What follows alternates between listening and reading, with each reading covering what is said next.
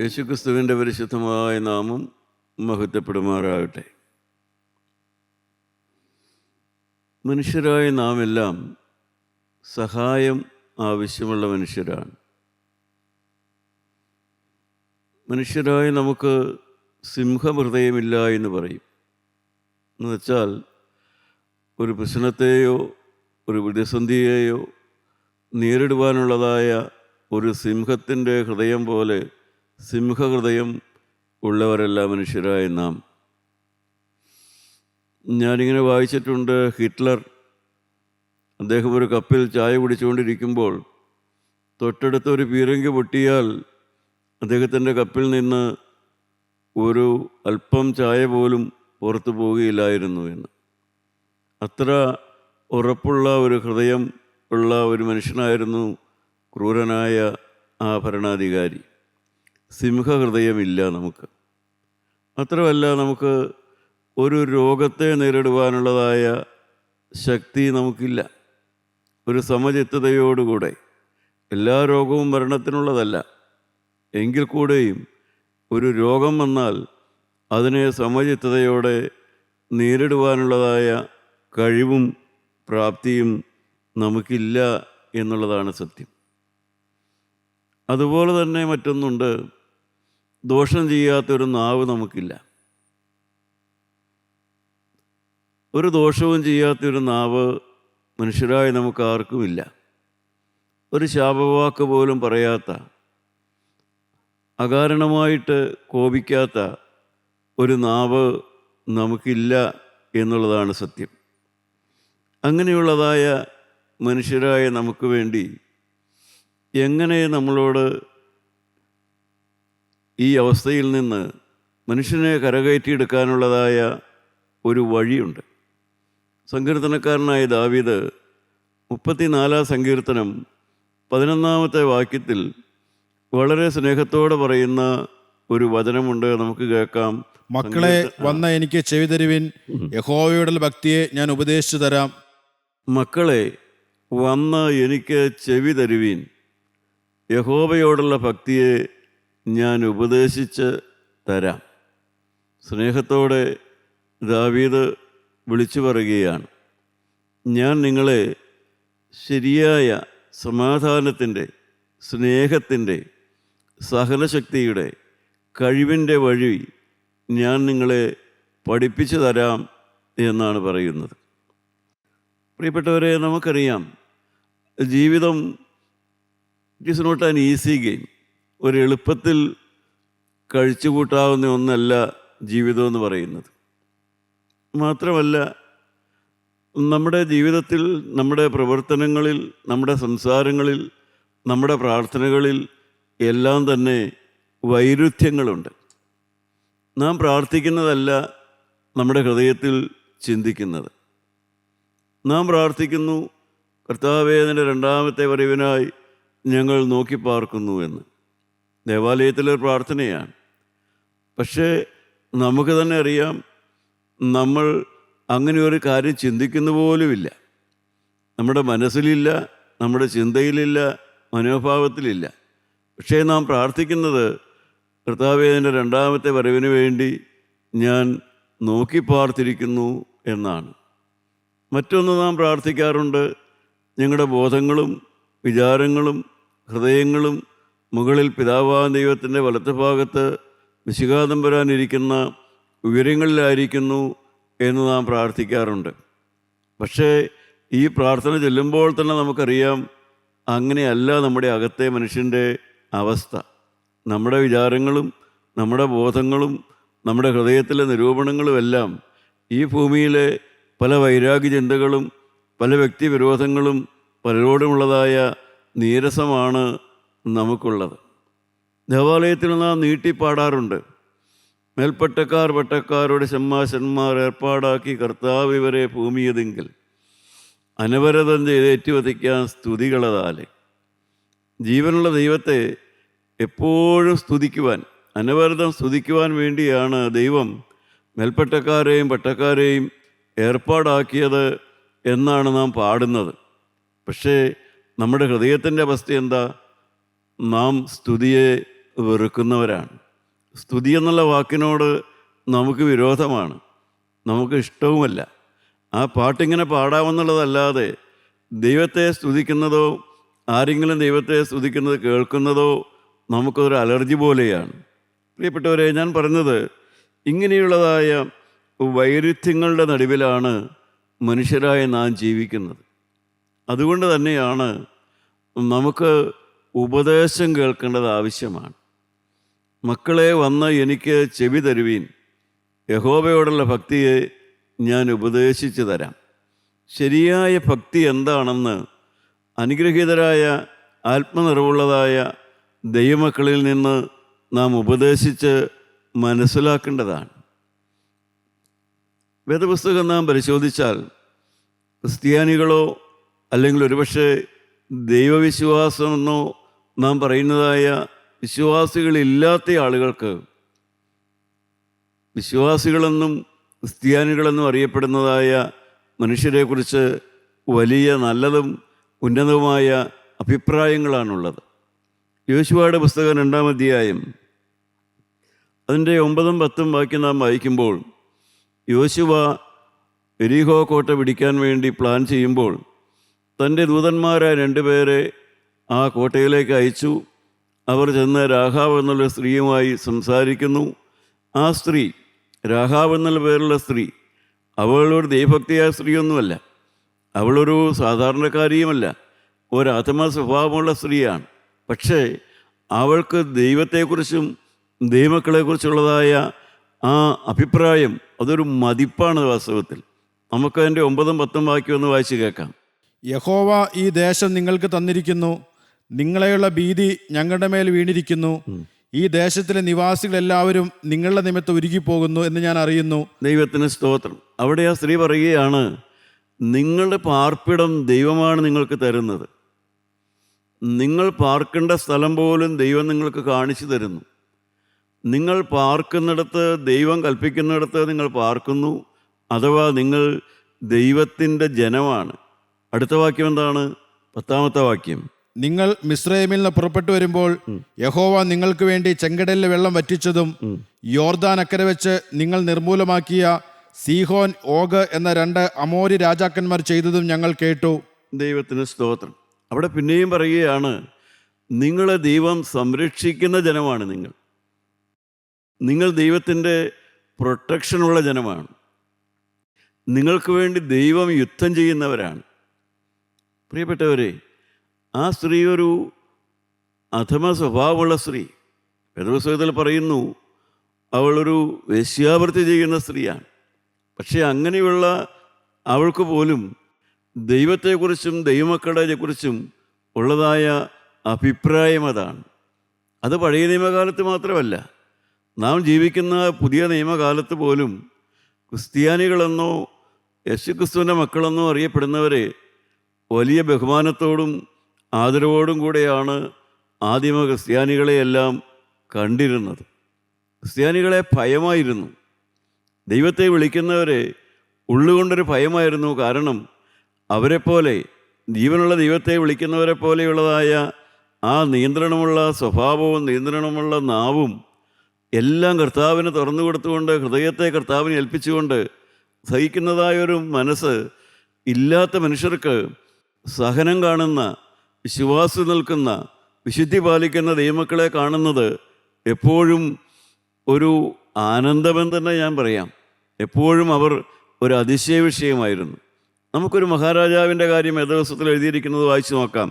Daniel പ്രവാചകൻ്റെ പുസ്തകം അതിന് 4-ാം അധ്യായത്തിൻ്റെ 8-ാമത്തെ വാക്യത്തിൽ നെബൂഖദ്നേസർ എന്ന് പറയുന്ന ആ ബാബിലോണിയൻ ചക്രവർത്തി ദാനിയേലിനെ കുറിച്ച് പറയുന്നത് നമുക്കവിടെ വായിച്ചു കേൾക്കാം. എന്ത് പേരാണ് ദാനിയേലിനെ വിളിക്കുന്നത്?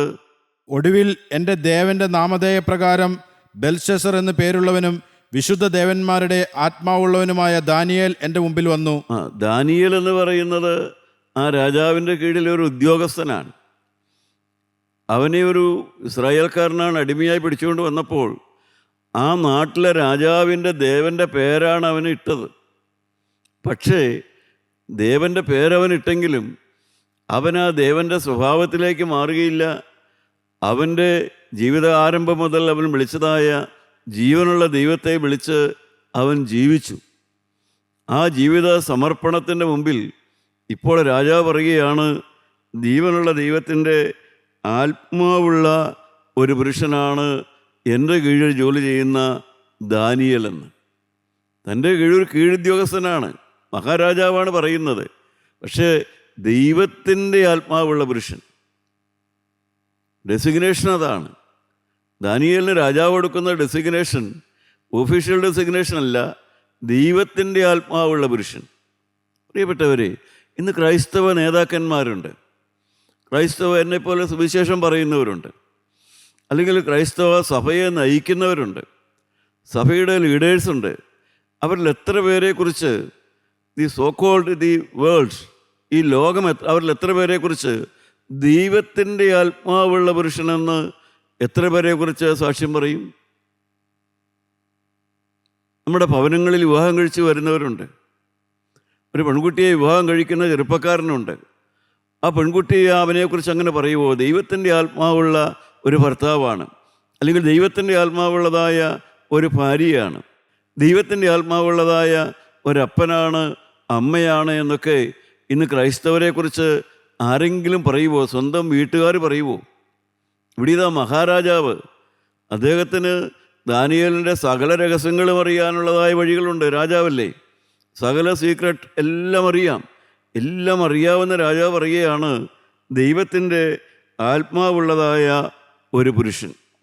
നമുക്കതിന് താഴത്തേക്ക് വായിച്ച് നോക്കാം. അതിൻ്റെ 27-ാമത്തെ വാക്യം വായിച്ച് നോക്കാം. ഈ ദാനിയേൽ എന്താണ് രാജാവിനോട് പറഞ്ഞത്? ആകയാൽ രാജാവേ, എൻ്റെ ആലോചന തിരുമനസ്സിലേക്ക് പ്രസാദമായിരിക്കട്ടെ. നീതിയാൽ പാപങ്ങളെയും ദരിദ്രന്മാർക്ക് കൃപ കാട്ടുന്നതിനാൽ അകൃത്യങ്ങളെയും പരിഹരിച്ചു കൊള്ളുക. അതിനാൽ പക്ഷേ തിരുമനസ്സിലെ സുഖകാലം ദീർഘമായി നിൽക്കും.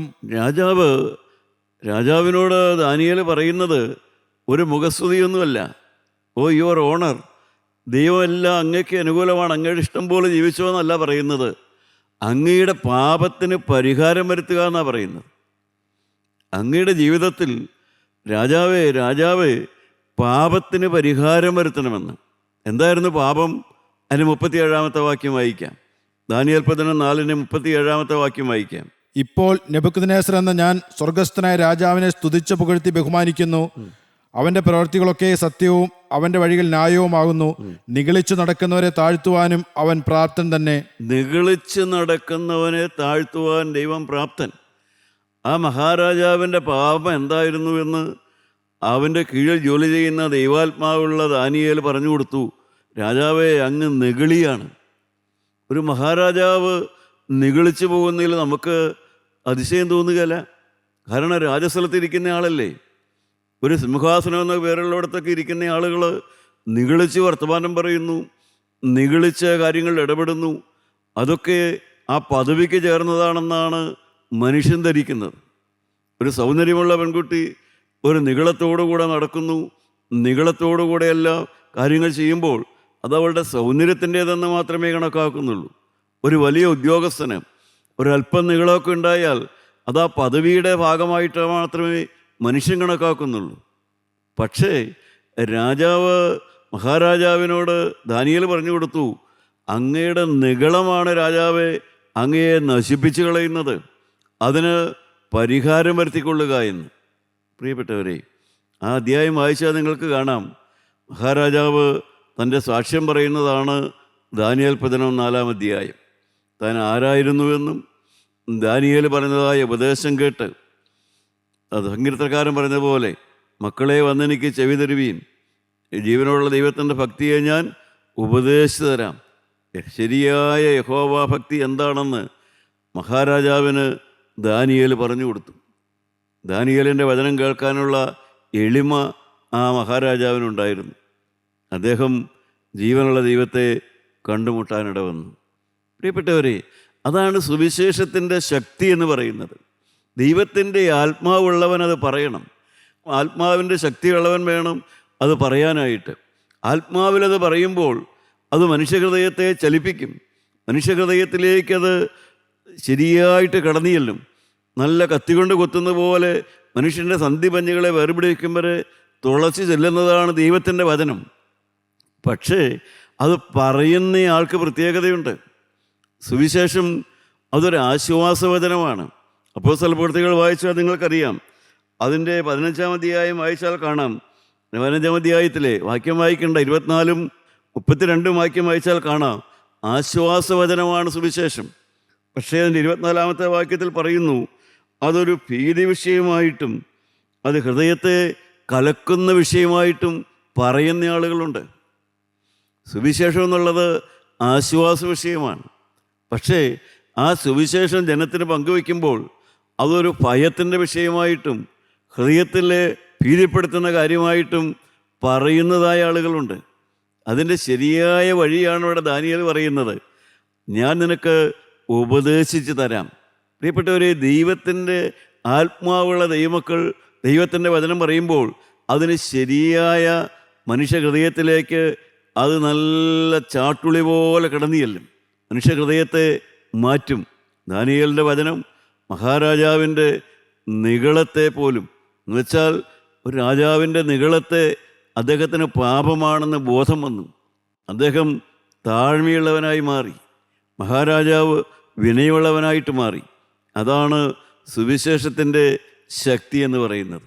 പ്രിയപ്പെട്ടവരെ, സുവിശേഷം ശരിയായ ആത്മനിറവുള്ള ദൈവമക്കളുടെ നാവിൽ നിന്ന് കേൾക്കുന്നത് തന്നെ ഒരു ശക്തിയാണ്. നാം സുവിശേഷം പറയുന്നവർ പോലും അത് ശക്തിയോടെ പറയുവാൻ വേണ്ടി, മുഖം നോക്കാതെ പറയുവാൻ വേണ്ടി, പാപത്തെ വെളിപ്പെടുത്തിയത് പറഞ്ഞു കൊടുക്കാനും അത് ദൈവത്തിൻ്റെ രൂപാന്തരത്തിൻ്റെ ശക്തിയാണെന്നും അത് സ്നേഹത്തിൻ്റെ വചനമാണെന്നും അത് ആശ്വാസ വചനമാണെന്നും പറഞ്ഞു കൊടുക്കാനുള്ളതായ ആ നിറവാണ് നമുക്ക് വേണ്ടത്. ദൈവത്തിന് സ്തോത്രം. സുവിശേഷം എങ്ങനെയാണ് പറയേണ്ടത്, സുവിശേഷം എന്താണെന്നുള്ളതിനെക്കുറിച്ച് ഞാൻ ഇപ്രകാരം വായിച്ചിട്ടുണ്ട്. സുവിശേഷം എന്ന് പറഞ്ഞാൽ എന്താണ് വാസ്തവത്തിൽ? കുഷ്ഠരോഗികളായ ഒരു കൂട്ടം മനുഷ്യർ കൂടിയിരിക്കുന്നു. അവരുടെ ഇടയിൽ കുഷ്ഠരോഗിയായിരുന്ന ഒരാൾ, അവൻ്റെ കുഷ്ഠരോഗം മാറി. അവൻ്റെ കുഷ്ഠരോഗം എങ്ങനെയാണ് മാറിക്കിട്ടിയതെന്ന് തൻ്റെ ചുറ്റുമിരിക്കുന്നതായ കുഷ്ഠരോഗികളോട് അവൻ പറഞ്ഞു കൊടുക്കുന്നത് എങ്ങനെയാണോ അതാണ് സുവിശേഷമെന്ന്. കുഷ്ഠരോഗികളായിരുന്ന ഒരു കൂട്ടം കുഷ്ഠരോഗികൾ, അവരുടെ കൂട്ടത്തിലുണ്ടായിരുന്ന ഒരാൾ, അവൻ്റെ കുഷ്ഠരോഗം മാറിക്കിട്ടി. അവൻ എഴുന്നേറ്റ് നിന്നുകൊണ്ട് മറ്റ് കുഷ്ഠരോഗികളോട് പറയുകയാണ് എങ്ങനെയാണ് കുഷ്ഠരോഗം മാറുന്നതെന്ന്. ശരിയായ സുവിശേഷ പ്രസംഗം അത് തന്നെയാണ്. നീതിമാൻ ആരുമില്ല, ഒരുത്തൻ പോലുമില്ല. സുവിശേഷം പറയുന്ന വ്യക്തി പോലും ഒരു കാലത്ത് സുവിശേഷത്തെ ദുഷിച്ചവനും സുവിശേഷത്തെ എതിർത്തവനുമാണ്, പാപത്തിൽ കഴിഞ്ഞവൻ തന്നെയാണ്.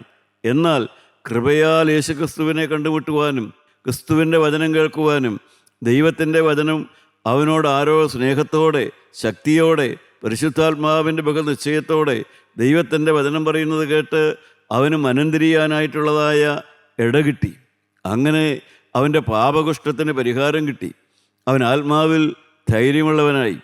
അവൻ്റെ വഴുവഴുപ്പുള്ള സ്വഭാവത്തിന് മാറ്റം വന്നു. ദൈവത്തിന് സ്തോത്രം. അവൻ നിയന്ത്രണമുള്ളവനായി, അവൻ സമർപ്പണമുള്ളവനായി, അവൻ ദൈവത്തെ വിളിക്കുന്നവനായി, അവന് ഹൃദയം തുറക്കുന്നവനായി. അങ്ങനെ ഹൃദയത്തിൽ മാറ്റം വന്ന്, ജീവിതത്തിൽ സ്വഭാവത്തിൽ മാറ്റം വന്ന്, ജാഗ്രതയുള്ളവനായി സമർപ്പണമുള്ളവനായി ജീവിക്കുന്നതായ പാപം മാറിയൊരു മനുഷ്യൻ അവൻ എഴുന്നേറ്റ് നിന്ന് ഒരു കാലത്ത് തൻ്റെ കൂടെ അതേ പാപത്തിലും അതേ സ്വഭാവത്തിലും അതേ പ്രകൃതത്തിലും ജീവിച്ചിരുന്നതായ മനുഷ്യരോട് സ്നേഹത്തോടെ പറഞ്ഞു കൊടുക്കുകയാണ് ആരാണ് തൻ്റെ സ്വഭാവം മാറ്റിത്തന്നത്, ആരാണ് തൻ്റെ പാപം മാറ്റിത്തന്നത്, ആരാണ് തൻ്റെ പാപത്തിന് പരിഹാരം വരുത്തിയത്, എങ്ങനെയാണ് തൻ്റെ പാപം ക്ഷമിച്ചു കിട്ടിയത്, എങ്ങനെയാണ് തനിക്ക് ഭാവി ഉണ്ടായത്, എങ്ങനെയാണ് താൻ സമർപ്പണമുള്ളവനായതെന്ന് തൻ്റെ പഴയകാല പാപം ചെയ്ത സുഹൃത്തുക്കൾക്ക് സ്നേഹത്തോടെ പറഞ്ഞു കൊടുക്കുന്നതാണ് സുവിശേഷമെന്ന്. ദൈവമക്കളെ, സുവിശേഷം യഥാർത്ഥത്തിൽ ഒരാശ്വാസം തന്നെയാണ്. അത് എത്രയും നേരത്തെ അറിയുന്നതും ആശ്വാസമാണ്.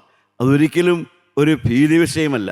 അപ്പോസ്തലനായ പൗലോസ് തെസ്സലോനിക്കർക്ക് ലേഖനം എഴുതുമ്പോൾ സുവിശേഷം എങ്ങനെയാണ് പറയേണ്ടതെന്നും എങ്ങനെയാണ് പഠിപ്പിച്ചു കൊടുക്കേണ്ടതെന്നും ആ സഭയിലുള്ളവരെ ഓർപ്പിക്കുന്നുണ്ട്. 1 തെസ്സലോനിക്ക ലേഖനം നമുക്കെടുക്കാം. 2-ാം അധ്യായത്തിൻ്റെ 7-ാമത്തെ വാക്യം വായിച്ച് നോക്കാം. ഒരു അമ്മ തൻ്റെ കുഞ്ഞുങ്ങളെ പോറ്റും പോലെ ഞങ്ങൾ നിങ്ങളുടെ ഇടയിൽ ആർദ്രതയുള്ളവരായിരുന്നു. ദൈവത്തിന് സ്തോത്രം. അപ്പോസ്തലൻ പറയുകയാണ്, തെസ്സലോനിക്ക സഭയിലുള്ളതായ അവരേതോ ജാതിയിലൊക്കെ ജനിച്ച ആളുകളാണ്. അവർ ദൈവത്തെ വിളിച്ചിരുന്നവരൊന്നുമല്ല.